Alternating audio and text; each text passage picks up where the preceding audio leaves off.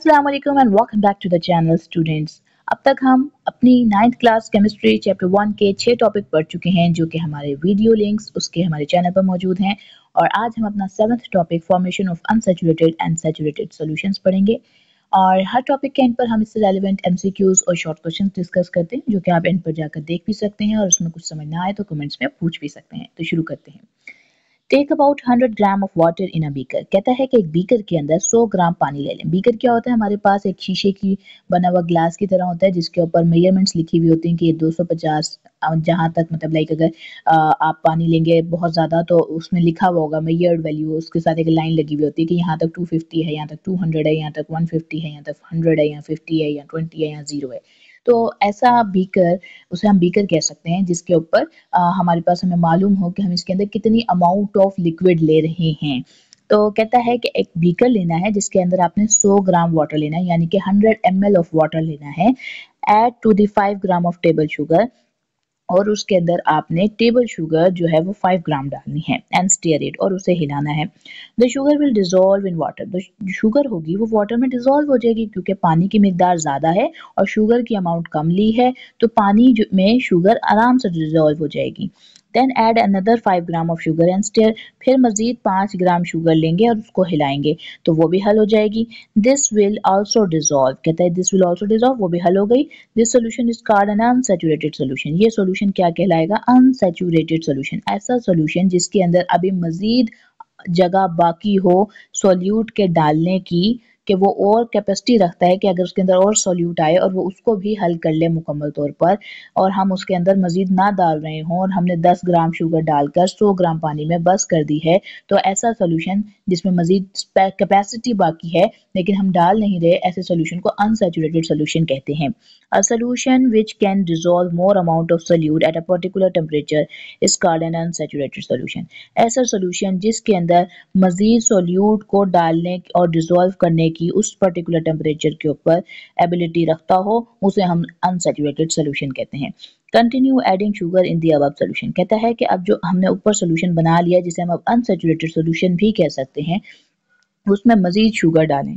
As the quantity of sugar is in water increases. जैसे जैसे sugar की quantity पानी में बढ़ती जाएगी its dissolution will become more difficult. तो उसका उसका डिसॉल्व हो जाना मुकम्मल तौर पर पानी में मुश्किल होता जाएगा।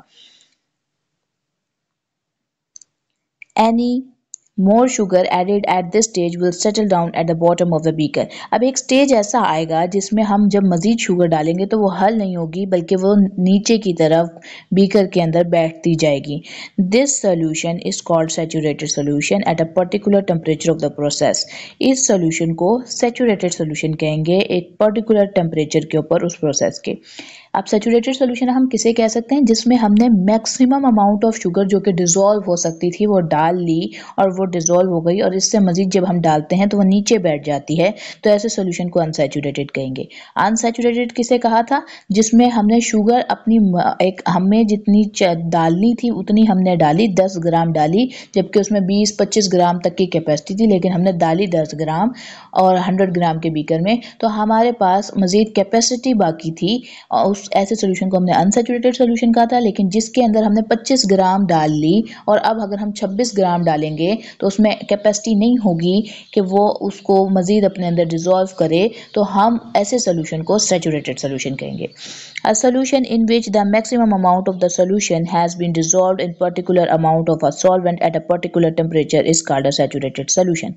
कहता है सोल्यूशन ऐसा सोल्यूशन जिसमें मैक्सिमम अमाउंट जो है सोल्यूट की डिसॉल्व हो चुकी हो एक पर्टिकुलर अमाउंट ऑफ सॉल्वेंट के अंदर एक पर्टिकुलर टेम्परेचर के ऊपर तो हम उसे सैचुरेटेड सोल्यूशन कहते हैं। फिर कहते हैं कि different solutes have different solubilities in a particular solvent. अब मुख्तलिफ सोल्यूट्स की मुख्तलिफ सॉल्युबिलिटीज होती हैं किसी भी पर्टिकुलर सॉल्वेंट में। कहते हैं कि एक सॉल्वेंट, हम मुख्तलिफ सॉल्वेंट हैं, हर सोल्यूट एक पर्टिकुलर सॉल्वेंट में जाकर डिसॉल्व होता है। ठीक है, सोल्यूट क्या होता है हमारे पास? वो जिसकी अमाउंट कम हो, सॉल्वेंट वो जिसकी अमाउंट ज़्यादा है। और सॉल्युबिलिटी क्या है? कि उसका कंप्लीटली सॉल्युबलाइज हो जाना, डिसॉल्व हो जाना या अनसॉल्युबल रहना या फिर अनसैचुरेटेड कंडीशन में रहना। ठीक हो गया। फॉर एग्जाम्पल, मिसाल के तौर पर, if the solution of a table sugar and sodium chloride are prepared, कहता है हमने एक सोल्यूशन बनाया जिसमें हमने क्या चीज़ें ली, सोडियम क्लोराइड लिया और टेबल शुगर ली, यानी चीनी ली और नमक लिया। It is found at 36 gram of sodium chloride can dissolve in 100 gram of water at 20 degree Celsius. कहता है कि ये हमारे पास हमें मालूम हुआ, अपने रिजल्ट हमने जो एक्सपेरिमेंट किए उससे हमें पता क्या चला कि जो 36 ग्राम है सोडियम क्लोराइड का, नमक का, वो 100 ग्राम पानी के अंदर 20 डिग्री टेम्परेचर के ऊपर हल हो सकता है to give a saturated solution, कि वो हमें वहाँ पर सैचुरेटेड सोल्यूशन देगा। यानी कि 37 ग्राम अगर हम डालेंगे, यानी 1 ग्राम और अगर डालेंगे तो वो नीचे की तरफ बैठ जाएगा, हल नहीं होगा। तो हमारे पास हम कहेंगे कि अगर हमने जब 1 ग्राम और डाला तो वो हल नहीं हुआ, यानी कि 36 ग्राम जो पर हमारा पास जो है वो सैचुरेटेड सोल्यूशन बन जाता है। Against this 203 gram of table sugar can dissolve in water at 20 degree Celsius to give it saturated solution.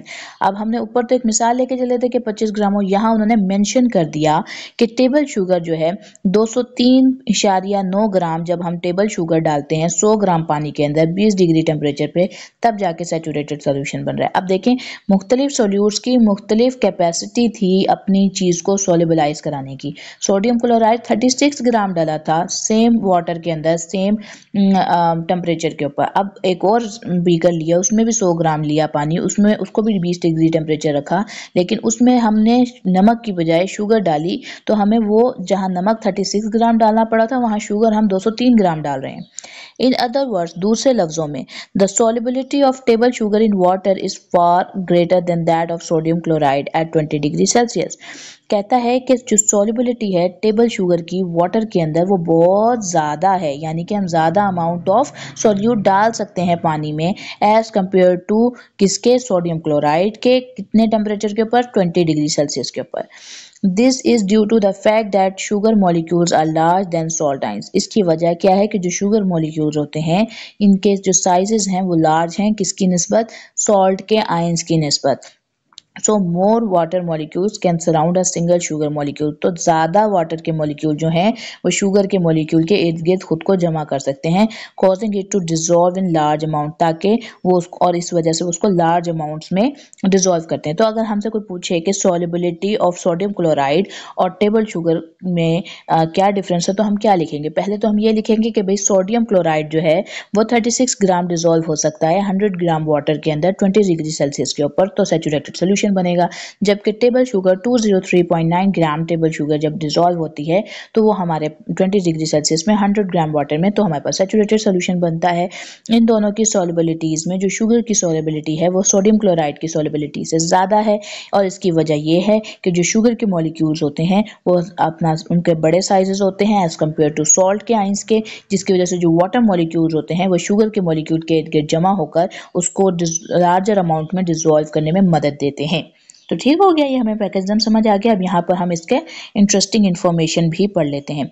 Mixtures are closely related to our everyday lifes. Mixture जो है वो हमारी रोज़मर्रा की ज़िंदगी से एसोसिएटेड हैं। द एयर वी ब्रीथ, जो हवा हम सांस में, जिस हवा में हम सांस लेते हैं। The food we generally consume, जो खुराक हम रोज़मर्रा की ज़िंदगी में ले रहे होते हैं। The fluids in our body, हमारी बॉडी में जो फ्लूइड मौजूद हैं, जैसा कि ब्लड हो गया, सीरम हो गया, प्लाज्मा हो गया, यूरिन हो गया, और भी different fluids. The solid like steel we use, जैसे हम इर्द गिर्द में अपने स्टील की चीज़ें यूज़ करते हैं। आर ऑल आइदर होमोजीनियस और हेट्रोजीनियस मिक्सचर्स। कहता है कि ये तमाम रोज़मर्रा की ज़िंदगी में इस्तेमाल की जाने वाली चीज़ें या तो होमोजीनियस हैं या हेट्रोजीनियस मिक्सचर्स की कैटेगरी में कैटेगराइज की जा सकती हैं। तो उम्मीद करते हैं आपको आज की वीडियो पसंद आई होगी। आगे शॉर्ट क्वेश्चंस और MCQs मौजूद हैं। फिर मिलते हैं इंशाअल्लाह ताला टॉपिक नंबर 1.8 के साथ। अस्सलाम वालेकुम, अल्लाह हाफ़िज़।